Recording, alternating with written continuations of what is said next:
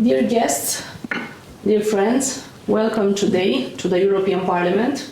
I am very happy to host this debate because I think it's a very, very important theme.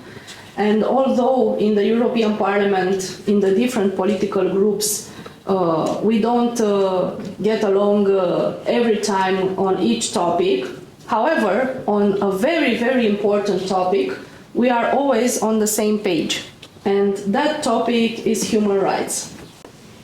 We are very concerned at the European level on what is happening with the European money sent to other countries from outside the European Union, because we have a duty towards our voters and towards the European citizens to prioritize their interests first.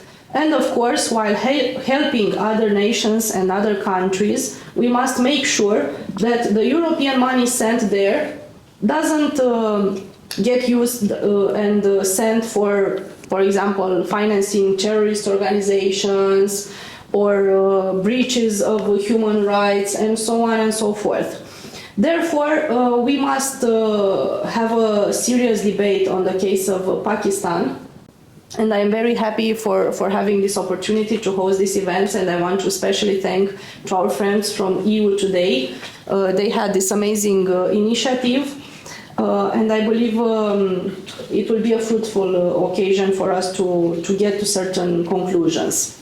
Now, on the GSP Plus, the European Union's Generalized Scheme of Preferences Plus, we all know that it links duty-free access to the European Union markets with demonstrable, verifiable progress on international norms. It refers to implementing 27 binding conventions, so each country who wants to obtain this preferred status must fulfill 27 binding conventions which cover human rights, labor rights, environmental protection, and of course good governance. Pakistan was granted this special status in 2014, gaining a privileged access to the majority of its exports to the European markets. In only 1 year, in 2015, Pakistan had already doubled its exports, bringing a huge boost to the Pakistan economy. This proves how important it is, this program, for Pakistan. However, the access to GSP Plus is not forever, is not granted forever. So the European Commission's GSP Plus review cycle ends this year in 2025, and the EU faces a choice, either to continue on the GSP Plus path for Pakistan or to suspend it under the regulation EU number 9078 from 2012. Besides that, EU grants some money to Pakistan. We are talking about 100 million euro every year for development and cooperation. And this is additional to the GSP Plus. It's free money, it's granting. Taken again from the pockets of the European citizens and gifted to Pakistan, and all Pakistan has to do is to respect human rights and to use the money properly according to their purpose, meaning for development and cooperation. Still, instead of having less and less cases of human rights breaches, unfortunately the situation in Pakistan is getting worse day by day. And diplomatic dialogue remains resultless at this moment. Among the worst violations of human rights currently taking place in Pakistan, we can discuss about the misuse of blasphemy laws, we can discuss about the enforced disappearances and torture, we can discuss about the persecution of religious minorities, including Christians, and we can discuss about attacks on journalists, on civil society, and of course on opposition figures through the Prevention of Electronic Crimes Act, violating the freedom of expression and association. So I believe the debate we are having today is very important. We can deliver a strong message to Pakistan and to all third countries in similar conditions and situations, EU is open and willing to help a lot, but certain things must be respected, and among them, human rights occupy the first conditionality. Dear guests, thank you so much for being here. I will pass the floor to our friend, please. Thank you. Thank you very much. GSP Plus. Why are we interested in this as a news agency? EU Today is very much a campaigning news and current affairs site, and being in the European Parliament for some 20 years, we've become very much aware of how important human rights is in every single policy area. This, however, as you pointed out there, it's failing miserably. The situation is getting worse. And so we started to dig, we started to look, how much worse can this get? We found evidence of EU Commission money going to fund madrasas, training schools for terrorists. The Commission admitted it, but said it was not responsible for how the money it gives is spent. This is not good enough. This is simply not good enough. This is our money, our taxes, funding the training of terrorism. Most of the leaders of the Taliban go through madrasas. So we decided, having spoken to a lot of people, parliamentarians, human rights campaigners and others, that we need to find a way of getting this message out there in some way that the public would understand, not too technical, not too frightening, but really explaining the situation. And so we decided to put together a documentary, which we would like to show now.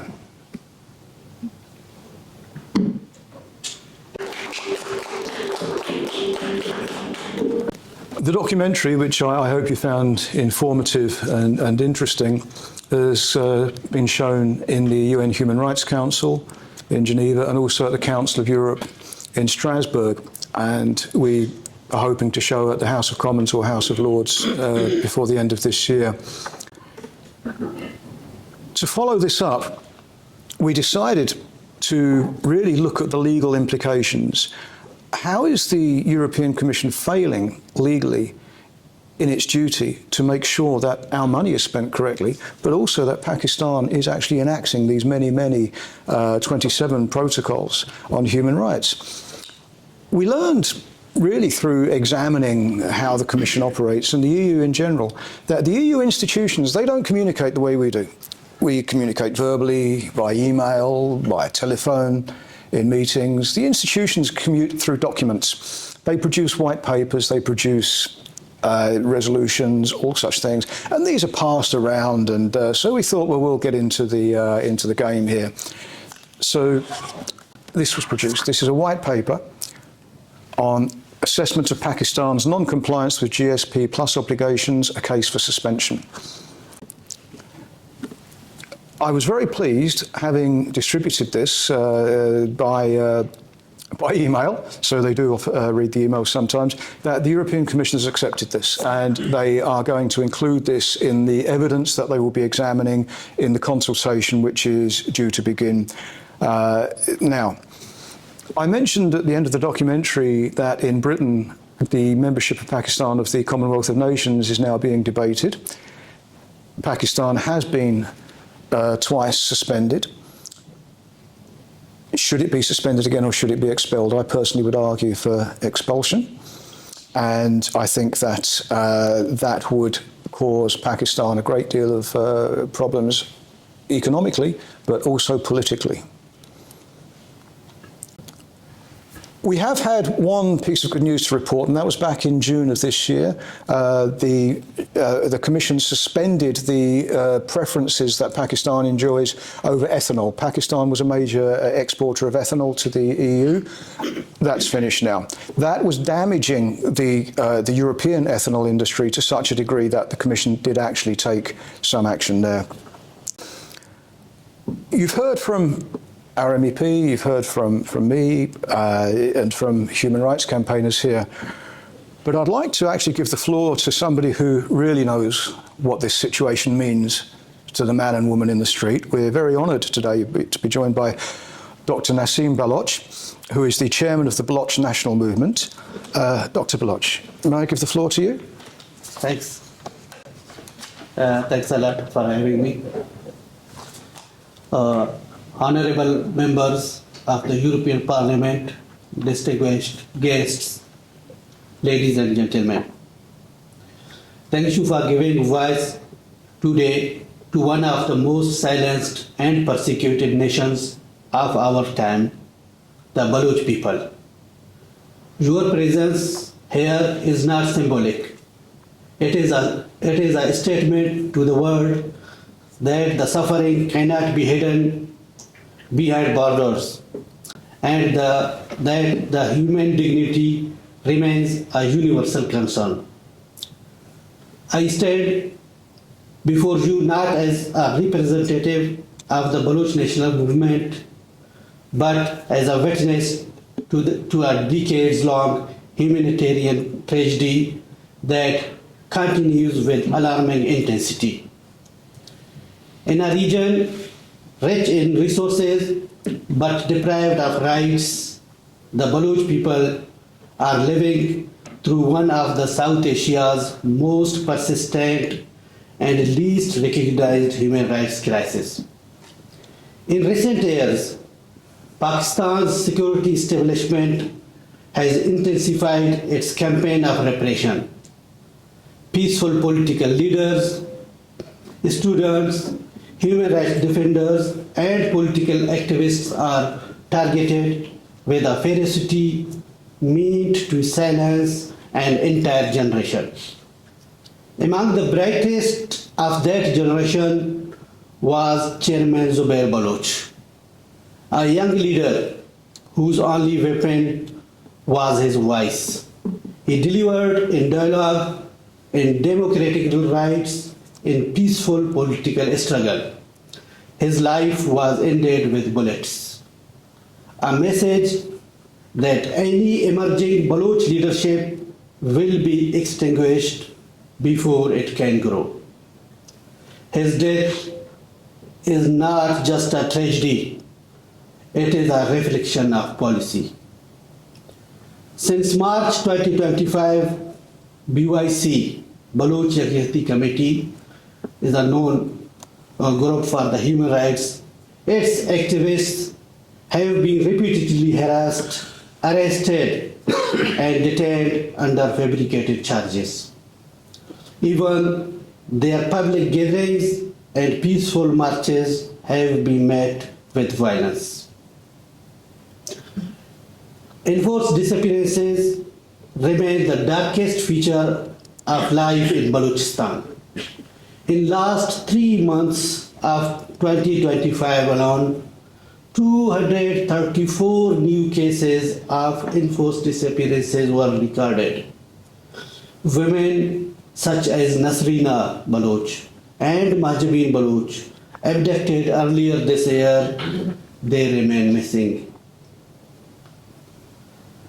Thousands of Baloch people have been forcibly disappeared over 2 decades, and thousands killed in custody. Mass graves discovered in different regions over the last decade.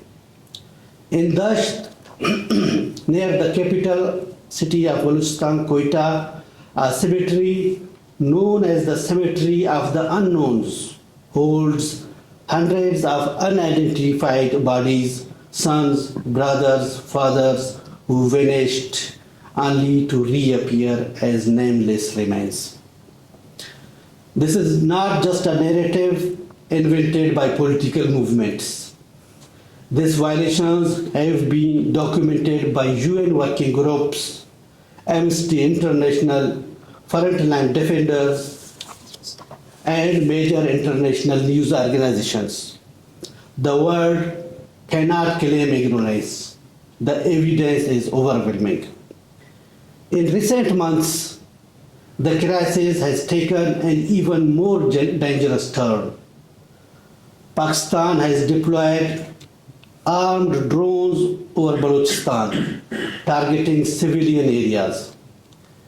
In Zahri, an area in Baluchistan, drone attacks killed 4 children and several other civilians.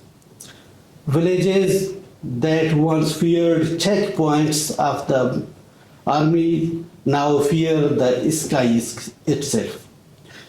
This is not counter-terrorism. It is the use of advanced weaponry against an unarmed population. It is a war crime. In last 3 months, 22 extrajudicial killings carried out by a police department called counter-terrorism department and state-backed death squads also. Many of these individuals have been previously disappeared. Their bodies mutilated and bearing marks of torture were returned to their families. These are not isolated incidents, but a pattern of state behavior. Alongside physical violence, Pakistan has suffocated political space in Baluchistan. Peaceful protests are criminalized. Parties are banned. Leaders are pushed into exile or eliminated. Even mothers holding silent pictures of their missing children are labeled security threats. To weaken the secular and democratic Baloch movement, the state has empowered religious extremist groups in the region. This deliberate strategy seeks to fracture society, undermine progressive voices, and destabilize the region, a strategy whose consequences extend far beyond Baluchistan. Yet, despite all this, Baluchistan is not poor in resources. Billions of minerals are extracted every year to fuel those companies which are beneficiaries of GSP Plus scheme. Yet, communities lack clean water, reliable schools, and basic infrastructure.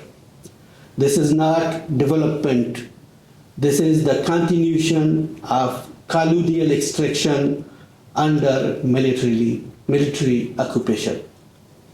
And Baluchistan suffers the deepest wounds other marginalized nations and communities like Pashtuns, Sindhis, Kashmiris, Christians, Ahmadis, Hindus, and the people of Gilgit-Baltistan also. They face the similar patterns of enforced disappearances, arbitrary detention, and political repression.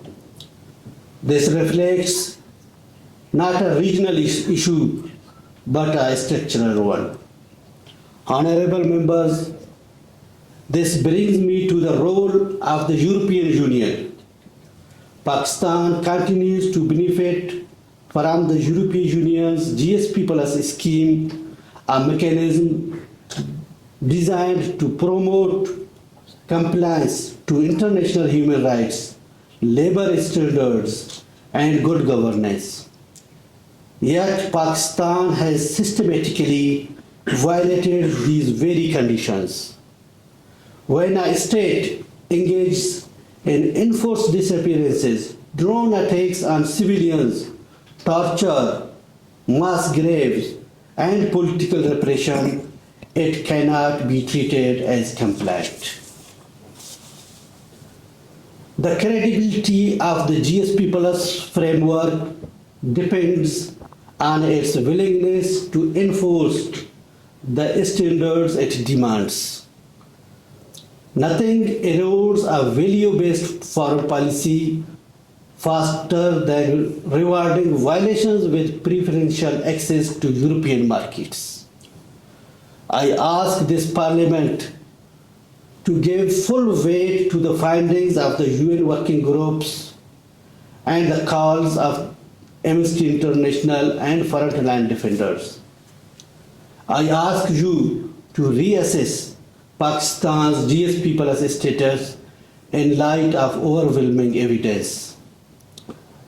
I ask you to demand transparency, accountability, and measurable human rights improvements.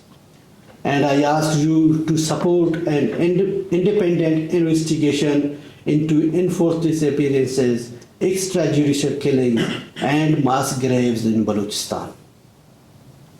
Despite decades of violence, the Baluch people continue to resist peacefully, intellectually, and politically. Our struggle is not against any nation. It is against oppression, exploitation, and the denial of basic humanity. Your presence here gives us hope that the world has not turned its back, hope that justice can still prevail, and hope that the suffering of our people will not be allowed to remain invisible. The Baluch people seek what every nation seeks: freedom, dignity, and right to self-determination. Today, I ask Europe to stand with us, to stand with human rights, and to stand with freedom. I thank you. Thank you.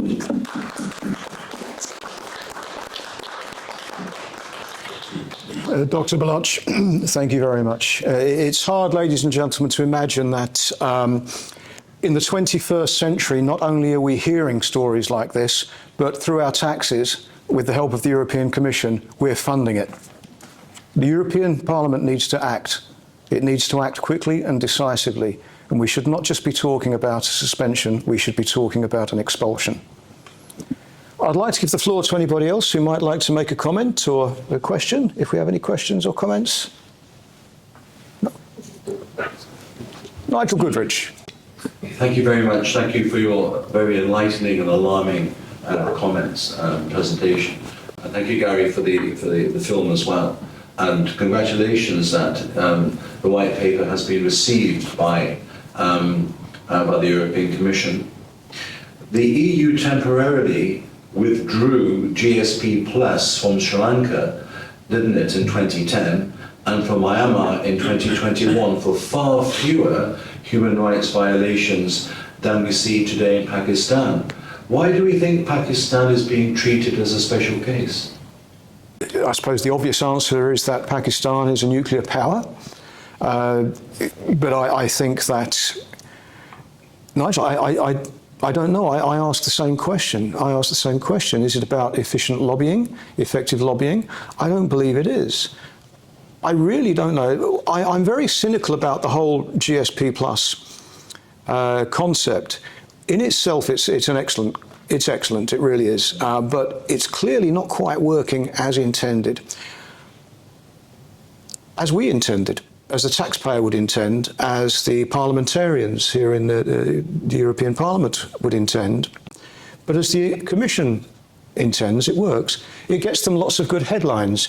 It gets them headlines about how Europe is helping to bring stability, helping to improve human rights in Southeast Asia, helping to address abuse of women, religious intolerance.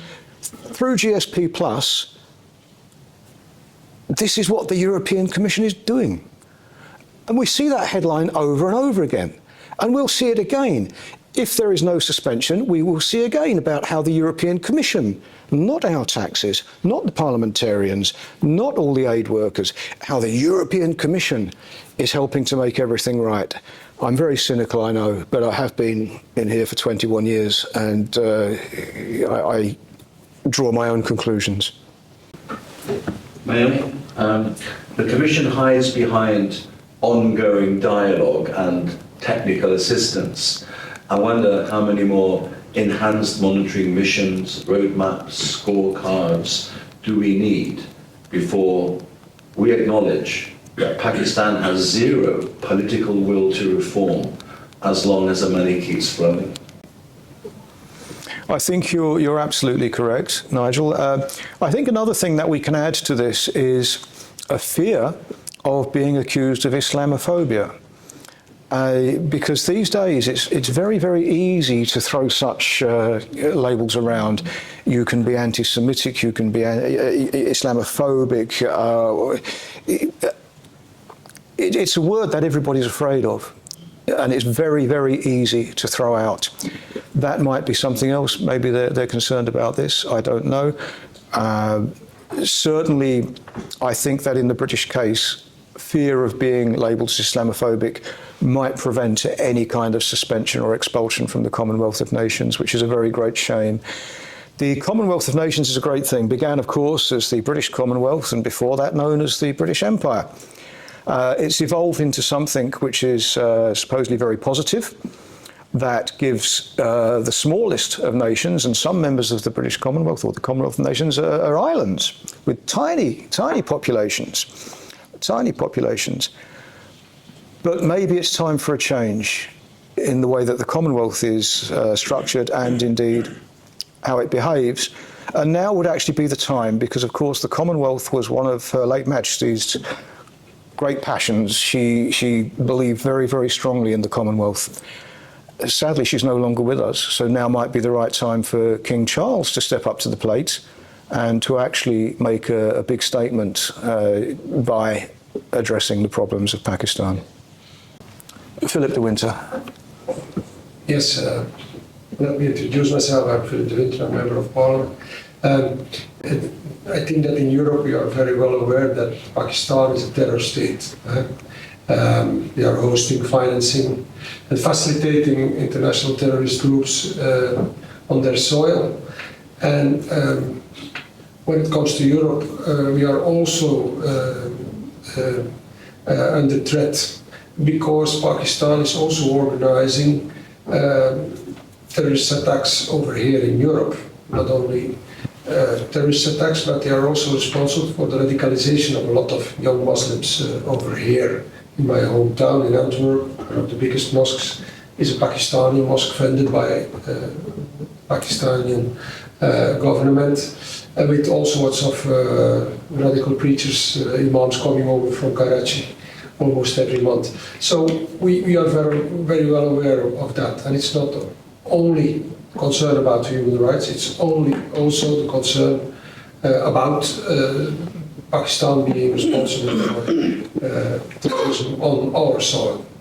But I think that one of the reasons, it's Islamophobia and nuclear power and so on, but it's also that the Americans, I just came back from India a few days ago, where I assisted the remembrance conference of the 26/11 attacks on Mumbai. And they had an attack also a few weeks ago in Delhi. A much larger attack was prevented, but still there was an attack who injured a lot of people and killed about 10.